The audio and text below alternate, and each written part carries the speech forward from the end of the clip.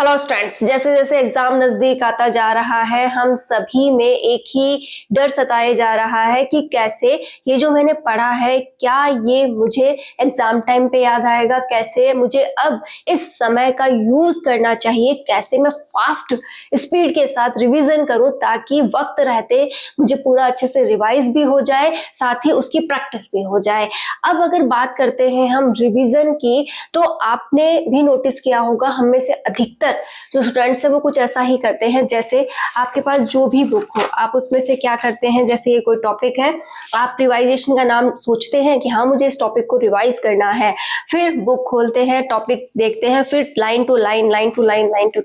इसे पढ़ना स्टार्ट हो जाते हैं। और वही टॉपिक जितनी देर में तैयार हुआ था कि हाँ जब पहली बार मैंने इस टॉपिक को तैयार किया था, आप उतना ही समय फिर से इसे पढ़ने के लिए लगा देते हैं। तो कैसे प्रॉपरली हम कम समय में रिवाइज कर पाएंगे? भाई हम तो समय उतना ही दे रहे हैं ना, हमें तो ये होना चाहिए था कि जो तैयार है एक बार पढ़ा हुआ है उसे जब मैं रिवाइज करूं तो वो मात्र 10 से 15 मिनट में रिवाइज हो जाए, अच्छे से मुझे समझ में आ जाए और उसके बेस पर मैं बहुत अच्छे से क्वेश्चन सॉल्व कर लूं। होना यही चाहिए। जबकि हम करते क्या है, टॉपिक लिया, टॉपिक को लाइन टू लाइन हमने फिर से रीड करना स्टार्ट किया, फिर से हम उतनी ही मेहनत करते हैं और फिर जब टॉपिक कंप्लीट होता है उसके बाद सोचते हैं अरे इतना टाइम लग गया, कैसे होगा, कितने टॉपिक्स पढ़े हैं, कैसे मैं तैयार करूं। तो यहाँ गलती हम कहाँ करते हैं, शायद आपने भी बात नोटिस की हो। तो देखिए, जब भी हम किसी टॉपिक का रिवाइज करते हैं, मैं अपनी भी बात कर रही हूँ कि जैसे ही हम इस टॉपिक को रिवाइज करने वाले हैं तो सबसे पहले इस टॉपिक का जो नाम है आप उसे पढ़िए, फिर उस टॉपिक पर मनन कीजिए। आप अपनी आंख बंद कर सकते हैं या नॉर्मली भी आप रिवाइज कर सकते हैं, रिकॉल करके देख सकते हैं कि आखिर मैंने इस टॉपिक पर क्या पढ़ा था। एक बार आप अपने मस्तिष्क को थोड़ी मेहनत करने दीजिए। आप बिल्कुल भी मेहनत नहीं कर रहे हैं और जो आप चाहते हैं बस वैसा ही करते चले जा रहे हैं, माइंड तो यूज ही नहीं आ रहा है। तो आपको जो भी टॉपिक है उसके नाम को लेते हुए ये सोचना चाहिए कि इसके बारे में मैंने आखिर पढ़ा क्या था, इसके कौन कौन से पॉइंट आए थे, इसमें आखिर था क्या। मतलब आपको पूरा पुराना रिकॉल करना है, पहले अपने आप को एक्सरसाइज करवानी है, मेंटली आपको ये वापस से रिकॉल करना है कि आखिर मैंने पढ़ा क्या था। हो गया, कुछ पिक्चर्स आपके सामने आएंगी, कुछ इंपॉर्टेंट पॉइंट्स आपके सामने आएंगे, कुछ ऐसी बातें जो उस समय आपने सुनी थी और आपको लगा था इंपॉर्टेंट है, मुझे इस टॉपिक में मेंशन करनी चाहिए, ऐसा बहुत कुछ आपको याद आएगा।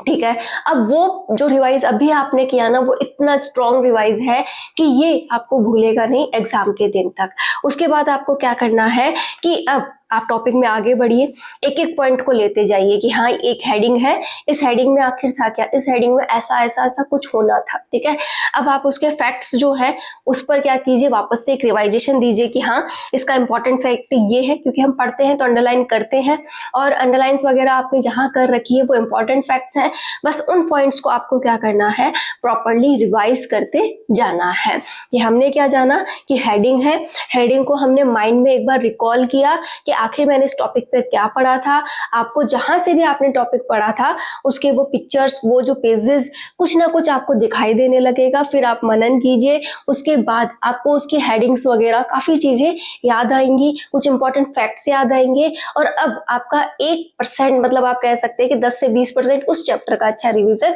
हो गया है। अब क्या कीजिए, आप नीचे बढ़िए, जो भी इंपॉर्टेंट लाइंस आती जा रही हैं उन पर आप एक बार फिर से पढ़ के देखिए और उससे रिलेटेड क्या क्या आपने इंपॉर्टेंट अंडरलाइन किया हुआ है बस उन्हें स्पीडली पढ़ के देखना है, धीरे धीरे नहीं, टाइम पास नहीं करना है, बस आपको रिकॉल करके देखना है कि ये पॉइंट मुझे कितना अच्छे से आ रहे हैं। ठीक है, आप पूरे टॉपिक को 10 से 15 मिनट स्पीडली अगर रिवाइज करते हैं तो 15 मिनट बाद आप खुद कहेंगे कि ये टॉपिक मेरा तैयार है। और टॉपिक अगर आप रिवाइज करने में इतना कम समय नहीं ले रहे हैं, मान लीजिए ज्यादा बार रिवाइज नहीं किया था, एक ही बार पढ़ा हुआ है, अब दोबारा बस उसे आप रिवाइज ही कर रहे हो तो हो सकता है आधा घंटा लग जाए। लेकिन अगर 2-3 बार आप रिवाइज कर चुके हैं और इसके बाद अगर आप रिवाइज अब लास्ट टाइम कर रहे हैं तो मात्र 10 से 15 मिनट ही लगना चाहिए, इससे ज्यादा नहीं। अब आप कहेंगे कि मैम ये भी कर लिया, अभी भी मन में एक अजीब सा डर है, रिवाइजेशन भी चल रहा है, टॉपिक भी समझ में आ रहा है, फिर भी लगता है कि कैसे हम अपने एग्जाम के लिए इसे प्रॉपरली यूज कर सकते हैं। तो एक बात ध्यान रखिएगा, जब तक हम किसी टॉपिक की प्रैक्टिस नहीं करेंगे, हम नहीं कह सकते कि वो हमें अच्छे से आता है या नहीं। तो आपके जो टॉपिक है उससे रिलेटेड जो भी आपके पास PYQs वगैरह है, जो भी आपने परचेज कर रखा है, उसी में से उस टॉपिक की फिर से प्रैक्टिस करके देखिए आपको कितने क्वेश्चंस आ रहे हैं, कितने स्पीडली आप सॉल्व कर पा रहे हैं। ऐसा करते हुए जब हम मेहनत करते हैं तभी हम कह सकते हैं कि हाँ, रियल में हम कुछ कर रहे हैं। एक बात सीधी सीधी सी है, जब आप कुछ करें, ठीक है, जैसे आपने टॉपिक पढ़ा या कुछ भी पूरे दिन में पढ़ा, आपको संतुष्टि अंदर से आए कि हाँ, आपको खुद को फील हो कि जो आज मैंने किया वो बहुत अच्छा था, मैं हूँ काबिल, मैं कुछ तो आज से जब भी आप रिवीजन करें, एक बार ये वाली टेक्निक जरूर लगाएं। कोई टेक्निक नहीं है, एक तरीका है जिससे हम हमारा समय भी बचा सकते हैं, प्रॉपरली रिवाइज भी कर सकते हैं, साथ ही साथ जल्द से जल्द हम टॉपिक्स पूरे करते हुए आगे बढ़ सकते हैं। तो कभी भी आप लाइन टू लाइन रिवाइज ना करें, एक टॉपिक को फिर से पढ़ने ना बैठें। आपने टॉपिक को पढ़ लिया है, प्रॉपरली उसे समझ लिया है, तो बस जब रिवीजन हो तो आप अपने मस्तिष्क को मेहनत करने दें, उसे रिवाइज करने दें, उसे सोचने दें, उसे वापस से वो बातें याद करने दें जो उसने पढ़ी हैं। हम क्या करते हैं, बिल्कुल भी मेहनत नहीं करते हैं, मतलब मस्तिष्क से बिल्कुल विचार नहीं करते हैं और सोचते हैं एक बार और पढ़ लूं, दोबारा तिबारा। जितनी बार भी आप रिवाइज करते हो ना, हर बार यही होता है कि आप बुक उठाते हैं, प्रॉपरली उसे बार बार लाइन टू लाइन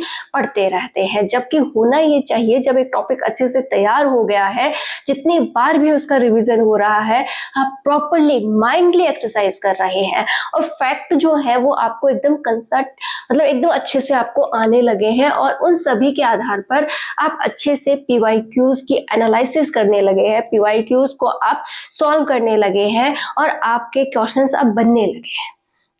आपका यही रिवीजन का मेथड होना चाहिए कि केवल रिवाइज ही नहीं करना, साथ में प्रैक्टिस करनी है और जो भी इंपॉर्टेंट टॉपिक रह गए, अभी भी एक वक्त है हमारे पास कि हाँ, सिलेबस का कुछ ऐसा हिस्सा जो इंपॉर्टेंट तो है लेकिन मैंने नहीं पढ़ा है, तो आप उसे भी एक एक करते हुए रोज पढ़ सकते हैं और तैयार कर सकते हैं। जैसे कि बात करें फर्स्ट ग्रेड की, तो फर्स्ट ग्रेड का जो पहला पेपर है 31 मई को होना है और उसके बाद सब्जेक्टिव और जो फर्स्ट पेपर है वो होते हुए एक अच्छी जो टाइमिंग है उसके अंदर सारे पेपर होने हैं। तो आपने अपना टाइम टेबल देख लिया होगा, उस अनुसार आप भी क्या कर रहे हैं, अपनी तैयारी को समय दे रहे हैं। भाई, मेरा फर्स्ट पेपर जैसे 31 मई को होना है, ठीक है, उसके बाद आपका सब्जेक्टिव 2 तारीख 3 तारीख जिसको भी होना है वो आपने देख लिया। उसके बाद आप क्या करें कि हाँ, उस दिन के अकॉर्डिंग मेरी तैयारी स्टार्ट है और हर दिन मैं प्रैक्टिस कर रही हूँ 2 से 3 घंटा। यही आपका शेड्यूल होना चाहिए कि हाँ, मुझे पेपर देना है, कैसे भी हालात हो। जैसे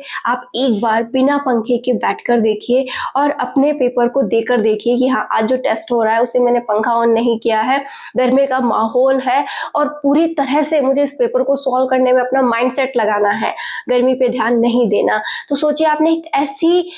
जगह पर बैठकर आपने पेपर दे लिया जहां पर हो सकता है एग्जाम में आपकी सीट जो है वो कुछ ऐसी जगह आ जाए कि प्रॉपर हवा ही ना लगे, पूरी व्यवस्था ही ना हो, बस आपको एग्जाम देकर आना हो। तो वो 2-3 घंटे आपको बिल्कुल भी डिस्टर्ब ना करे और आप पूरी तरह समर्पित होकर पेपर दे सके। तो आपके माइंडसेट को आपको इतना स्ट्रांगली तैयार करना है कि हाँ, जो भी कमी आएगी, जैसा भी माहौल होगा, मैं सब कुछ हैंडल करते हुए एग्जाम निकालने के लिए प्रिपेयर हूँ।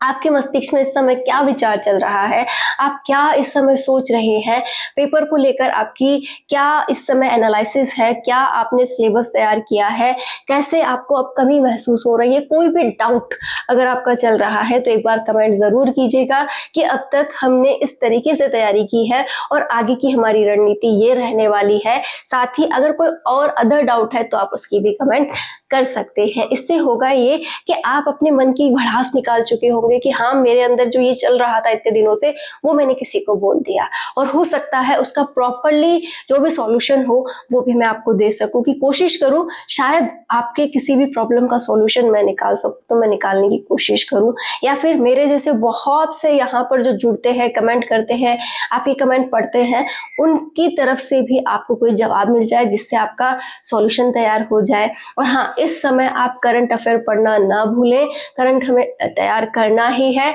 चाहे आप किसी भी क्लास के माध्यम से करें, चाहे आप कोई बुक आपने परचेज की है उसके अकॉर्डिंग करें, आप किसी कोचिंग के अकॉर्डिंग कर रहे हैं, कैसे भी कर रहे हैं, लेकिन करंट आपका तैयार अब होना चाहिए। आप मंथली करंट उठाइए और उसे पढ़ना स्टार्ट कीजिए, बार बार पढ़िए। जो भी फैक्ट्स हैं वो आपको अच्छे से आने चाहिए, जो भी कॉन्सेप्ट बना है किसी भी योजना से रिलेटेड हो, किसी भी पुरस्कार से रिलेटेड हो, हर एक फैक्ट पर जितना ज़्यादा आप रिवाइजेशन करेंगे, जितना ज़्यादा उन्हें बार बार पढ़ेंगे, वो आपके लिए उतना ही तैयार होते जाएंगे और उस तैयार होने वाला जो पॉइंट है उसी से आपके क्वेश्चन सॉल्व होंगे। तो उम्मीद है आप सभी अपनी तैयारी को स्ट्रांगली करेंगे।